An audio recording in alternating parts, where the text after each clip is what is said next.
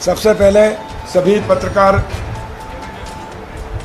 Print media, electronic media, सभी का मैं हार्दिक स्वागत करता हूं। और आज ऋषि पंचमी है, कल गणेश चतुर्थी थी, गणेश उत्सव चल रहा है। आप सबको गणेश उत्सव की शुभकामनाएं, ऋषि पंचमी की भी बधाई और शुभकामनाएं। हमारे भारत के प्रधानमंत्री, यशस्वी प्रधानमंत्री माननीय नरेंद्र मोदी जी ने किसानों की आय दोगुना करने के लिए संकल्प लिया है कि 2022 तक हम किसानों की आय दोगुना करेंगे। और सिर्फ संकल्प ही नहीं लिया, घोषणा ही नहीं की, तो उसके क्रियान्वयन के लिए भी और बजट की व्यवस्था भी की है। इस कोरोना काल के संकट में उन्होंने एक बहुत बड़े आर्थिक पैकेज की घोषणा की, 20 लाख करोड़ की। उसमें किसानों के लिए 1 लाख करोड़, किसानों के अधोसंरचना विकास के लिए, ताकि किसान अपनी जो फसल मेहनत करके पैदा करता है उसको रखरखाव के लिए warehouse, cold storage, silos, food processing plant, इन सब के लिए 1% ब्याज पर किसानों के जो समूह बनेंगे, एफपीओ, कृषक उत्पादक समूह, उनको सरकार अनुदान के ऊपर ऋण उपलब्ध कराएगी और सारी सुविधाएं देगी, ताकि किसान अपनी फसल जो औने पौने भाव पर मंडी में बेचने के लिए मजबूर होता था, वो अब मजबूर नहीं होगा, बल्कि मजबूत बनेगा किसान। और इसलिए उसके पास वेयर हाउस होगा तो वो माल अपना वेयर हाउस में रखेगा, कोल्ड स्टोरेज में रखेगा, साइलोज में रखेगा, और जब भाव अच्छे आएंगे तब वो माल ग्रेडिंग करके, साल्टिंग करके और अच्छे ऊंची कीमत पर बेचेगा, जिससे उसकी आय 2 गुना, 3 गुना और 4 गुना होगी। अभी तक आज़ादी के इन 73 साल में बिचौलिए पैसा कमाते थे। किसान के टमाटर और प्याज 2 रुपये और 4 रुपये किलो बिक रहे हैं, लेकिन जो निर्यातक है वो व्यापारियों से 30 से 40 रुपये में खरीदते थे। और इस प्रकार जो बिचौलिए कमाते थे उनको हटाना और सीधे किसानों को व्यापार से, निर्यात से जोड़ने का काम प्रधानमंत्री जी नरेंद्र मोदी जी ने किया। और इसलिए हमारे मध्य प्रदेश के यशस्वी मुख्यमंत्री शिवराज जी के नेतृत्व में हमने उसकी प्रक्रिया चालू कर दी है। और मध्य प्रदेश में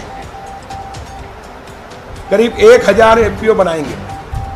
हर ब्लॉक में अभी प्रारंभिक में 2-2 कृषि उत्पादक समूह बनेंगे, उनको हम प्रशिक्षित करेंगे, ट्रेनिंग देंगे और उनको सारी नाबार्ड के माध्यम से ऋण उपलब्ध कराएंगे, सब्सिडीज देंगे। एक दूसरा, आजाद भारत में 73 साल बाद पहली बार प्रधानमंत्री नरेंद्र मोदी जी ने प्रधानमंत्री स्वामित्व योजना प्रारंभ की है। इससे गांवों के विकास के द्वार खोले हैं, गांव की तकदीर और तस्वीर बदलेंगे, दशा और दिशा बदलेगी। उदाहरण के लिए यह भोपाल शहर है, अगर ये बिल्डिंग 1 करोड़ की है या 1 लाख की है या 1 करोड़ की या 100 करोड़ की, तो इस पर कलेक्टर की गाइडलाइन जो होती है वैल्यूएशन, उसके अनुसार बैंक में गारंटी में रखकर वो 1 करोड़ की है तो 1 करोड़ का ऋण ले सकता है, 100 करोड़ की तो 100 करोड़ का। और इसलिए शहर के लोग उद्योग धंधे व्यवसाय में बैंकों से ऋण लेकर आगे बढ़ गए, उनका आत्मनिर्भर हो गए, समृद्धि हो गए। लेकिन गांव में अगर यही बिल्डिंग गांव में हो, चाहे वो 1 लाख की हो, 1 करोड़ की हो या 100 करोड़ की हो, तो 1 रुपये का लोन नहीं मिल सकता। क्यों? क्योंकि वो मालिकाना हक नहीं है, उसके पास दस्तावेज नहीं है। और इसलिए मैं हमेशा कहता हूँ कि 15 अगस्त 47 को देश आज़ाद हुआ, लेकिन गाँव को आज़ादी दिलाई है मोदी जी ने। 24 अप्रैल 2020 को पंचायत दिवस के दिन, जिस दिन प्रधानमंत्री स्वामित्व योजना शुरू की, और मुझे बताते हुए खुशी है कि 5 प्रदेश अभी उन्होंने पायलट प्रोजेक्ट में लिए, उसमें मध्य प्रदेश भी है। और हरदा और डिंडोरी से हमने इसको शुरू किया है। और हरदा से इसलिए किया है कि जब मैं राजस्व मंत्री था 2005 से 8 तक, तो मैंने बनाई थी वो योजना, मुख्यमंत्री ग्रामीण आवास अधिकार पुस्तक, सर्वे करके मालिकाना हक देना। और एक गांव में मसन गांव 2 अक्टूबर 2008 गांधी जयंती के दिन हमने उस गांव को दिया था। देश का पहला गांव आज़ाद हुआ था आर्थिक रूप से। और उसके बाद अब पूरे देश में मोदी जी ने वो योजना को लागू करके पूरे देश के किसानों को किया, इसलिए गांव के द्वार खुलेंगे। इसलिए मैं मोदी जी का पूरे किसानों की ओर से, गांव की ओर से अभिनंदन करता हूं। अब एफपीओ के अलावा भी अगर मैं किसान हूं और हुई किसान, अब मेरे पास ज़मीन है मैं वेयर हाउस बनाना चाहता हूँ, 40-35%, 30% तक वेयर हाउस पे सब्सिडी है, पर गांव के व्यक्ति को आज तक नहीं मिली किसान को, क्योंकि वो उसके जब ऋण लेना होता बैंक से तो गारंटी में प्रॉपर्टी रखना होती है। गांव की प्रॉपर्टी की वैल्यू नहीं थी। आज़ाद भारत में पहली बार अब गांव की प्रॉपर्टी की वैल्यू होने से अब गांव आत्मनिर्भर बनेंगे, और गांव आत्मनिर्भर होगा तो देश आत्मनिर्भर होगा। अब गांव से शहर में पलायन नहीं होगा, बल्कि शहर से लोग गांव में जाएंगे और गांव और शहर का भेद खत्म होकर एक होगा। इसलिए अब आज़ादी मिली है गांव को, और इसलिए प्रधानमंत्री जी ने जो नारा दिया है या जो संकल्प लिया है आत्मनिर्भर भारत, तो आत्मनिर्भर भारत कब होगा? जब आत्मनिर्भर गांव होंगे, आत्मनिर्भर किसान होंगे। और आत्मनिर्भर गांव को करने के लिए और आत्मनिर्भर किसान को करने के लिए मोदी जी ने 2 योजना शुरू की, एक प्रधानमंत्री स्वामित्व योजना और एक किसानों को अनुदान देने की योजना। और इससे गांव और किसान आत्मनिर्भर होगा और भारत आत्मनिर्भर होगा। इसी के साथ इस वर्ष गेहूं उपार्जन में मध्य प्रदेश देश में नंबर 1 स्थान पे आया, वो भी कैसे समय? कोरोना के संकट के समय। पिछले बार 25 मार्च से 30 जून तक खरीदी की गई थी, 68 लाख मीट्रिक टन गेहूं का उपार्जन किया गया था। इस बार हमने कोरोना के संकट के चलते 25 मार्च की जगह 16 अप्रैल से शुरू किया, लेकिन 129 लाख मीट्रिक टन से अधिक, यानी पिछले बार से 100% से भी अधिक हमने गेहूं उपार्जन करके देश में नंबर 1 स्थान पे आए। किसानों को वो भी राशि भी उनके खातों में जमा हो गई। अब किसान इस वर्ष शुरू में जरूर है, कई क्षेत्र में अच्छी बारिश हुई, इसलिए खरीफ की बोनी भी अधिक हुई है, और अभी अच्छी बारिश हो गई 3-4 दिन से, औसत से ऊपर हो गई। सभी हमारे डैम भर गए, किसानों के चेहरे पे खुशी की लहर है। और लेकिन साथ में जहाँ नदी और नालों के किनारे जमीनें हैं, कहीं बाढ़ आ गई है तो वहाँ चिंता की लकीरें भी आई हैं, और कई जगह इल्ली का प्रकोप भी हुआ है।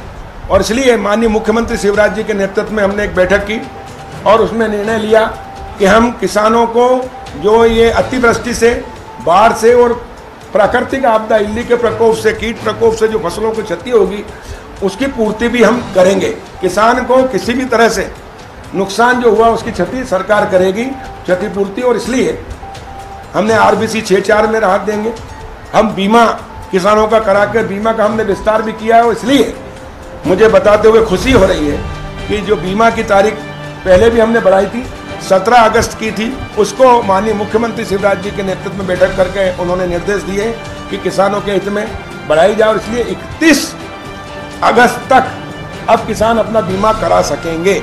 मैं आपके माध्यम से सभी किसान भाइयों से हाथ जोड़ के निवेदन कर रहा हूं कि जिन किसानों का KCC है, बैंक से ऋण लिया है, उनका तो बैंक 2% खरीफ में काट लिया है बैंकों ने, लेकिन बड़ी संख्या में किसान डिफाल्टर हैं। 1 करोड़ 2 लाख किसान में लगभग 67 लाख किसान जो डिफाल्टर हैं, और उनका KCC नहीं होने के कारण बैंक ने उनका बीमा नहीं काटा है। उनको भी यह अवसर है कि वो अपना बीमा अभी भी करा सकते हैं। और इसलिए हमने 3 बार बीमा कंपनियों को आमंत्रित किया था अलग अलग, लेकिन बीमा की जो प्रीमियम दर थी बहुत अधिक थी, इसलिए हमने उनको 1 बार निरस्त किया, 2 बार निरस्त किया, तीसरी बार किया। अब 4थी बार हम बीमा कंपनी का हमने आज से टेंडर करा दिया, कल से मंगलवार को खुल जाएगा। और इस बार हमने कुछ चेंज किया, उसमें बीमा की जो 2 प्रकार के होते हैं कि एक बीमा सरप्लस शेयरिंग मॉडल के अनुसार हम बीमा कराने जा रहे हैं। इसमें किसानों से 2% लेंगे, बाकी जो रेट आएंगे मध्य प्रदेश की सरकार और केंद्र सरकार भरेगी, और उसमें 80% से 110% तक क्षति होगी तो बीमा कंपनियां किसानों को भरपाई करेगी। अगर 80% से कम होती है, मान लो उदाहरण के लिए 50% क्षति होती है और 80%, तो उसके बीच का जो पैसा प्रीमियम का वो वापस मध्य प्रदेश सरकार को करेगी। लेकिन यदि 110 से ऊपर क्षति होती है तो बीमा कंपनी 110 तक करेगी, उसके ऊपर फिर राज्य सरकार करेगी, न केंद्र सरकार करेगी, न बीमा कंपनी करेगी। और इसलिए हमने इस बार उसको अपनाया है। लेकिन किसानों का जो क्षति होगी उसकी पूर्ति पूरी की जाएगी, और इसलिए हमने इस वाली मॉडल को अपनाया है। इससे एक और प्रदेश सरकार को प्रीमियम भी कम देना पड़ेगा और किसानों को अधिक से अधिक अगर क्षति होती है तो उसकी पूर्ति हो सकेगी। और इसलिए इसकी तारीख 31 अगस्त तक हमने कर दी है। हमने सभी कोऑपरेटिव बैंक और कलेक्टर को निर्देशित कर दिया है कि किसानों का कोऑपरेटिव बैंक गांव-गांव जाकर सहकारी सोसाइटियां रहती है, समितियां, वो डिफाल्टर किसान का भी या जो छोटे किसान हैं जिनका बैंक में अकाउंट नहीं है या जिन्होंने बैंक से नहीं लिया उनका भी बीमा हो सकता है। और इसलिए सभी किसान का बीमा हो जाए ताकि उनकी फसल की जो क्षति संभावित है उसकी पूर्ति बीमा कंपनी के माध्यम से हम करा सकें।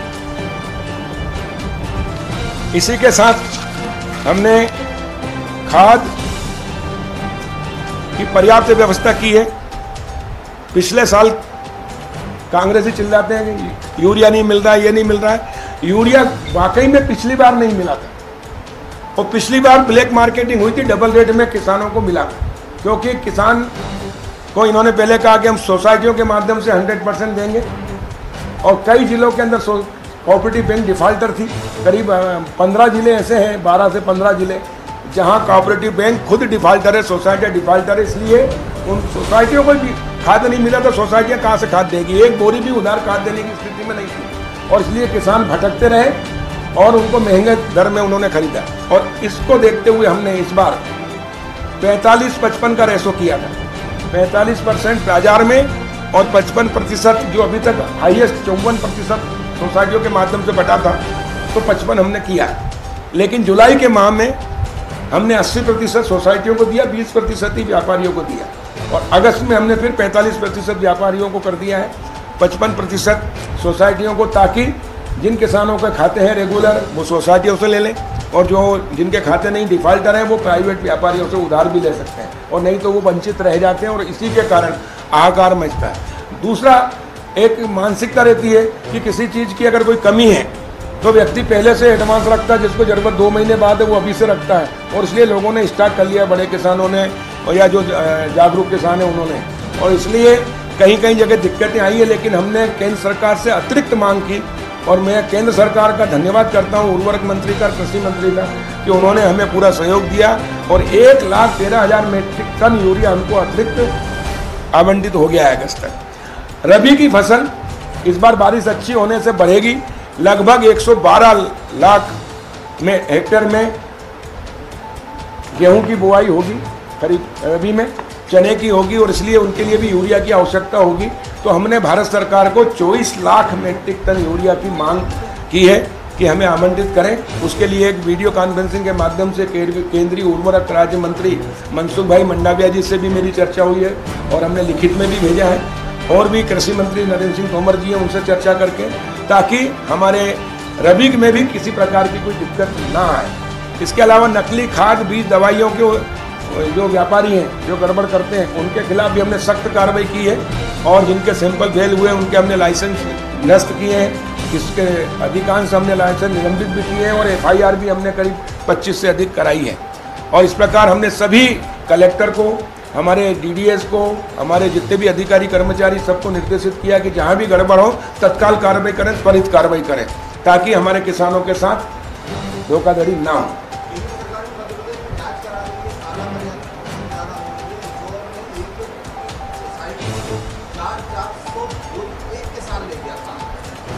नहीं, देखिए उसमें भी उसका हम स्वागत करते हैं, लेकिन कुछ व्यवहारिक कठिनाइयाँ हैं। जैसे खाद आता है, रेक लगती है, रेक लगने के बाद वो DMO अलॉट करता है सोसाइटियों को और व्यापारियों को, फिर व्यापारी अपने यहाँ उनको मिलती है और उसके बाद में बिल बनने में वो जो POS मशीन है, कोरोना के कारण एक तो अंगूठा नहीं लगाए, दूसरा किसान ले जाता है और इसलिए उस समय वो उसका रिकॉर्ड नहीं कर पाते हैं और इसलिए दुकानदार क्या करता है, फिर वो अपने यहाँ जो नौकर रहता है उसका या जो भी किसान आता है उसका अंगूठा लगा कर किया जाता है। दूसरा, मैं किसान हूँ, मेरे पास 50 एकड़ ज़मीन है, मान लो मेरे घर में 4 खाते हैं, 6 खाते हैं, तो 6 के 6 लोग नहीं आएंगे। महिलाओं के नाम भी ज़मीन रहती है, बेटों के नाम भी रहती है, भाई के नाम रहती है, आता एक ही किसान है और इसलिए वो सभी की खाद एक अकेला ले जाता है। दूसरी बार ये होता है कि गाँव के कई किसानों का एक ही किसान लेके जाकर बांटता है और इसलिए उसके अंगूठे उसके लगते हैं और इसलिए कई जगह ये व्यवहारिक कठिनाई है। मैंने भी जांच के देखी है, कराई है, और मैं क्योंकि किसान हूँ और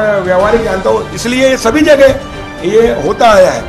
लेकिन हमने प्रयास किया है कि कहीं भी कालाबाजारी ना हो और कहीं होती है तो उसके ऊपर कार्रवाई करें और इसलिए पिछले साल की तुलना में इस बार बेहतर हमने रिजल्ट दिए हैं। और आपने देखा होगा कि कहीं भी कोई ज़्यादा जहाँ जहाँ डिमांड आई हमने अतिरिक्त मांग करके उसकी पूर्ति की है और उसको हम ठीक करने का काम कर रहे हैं।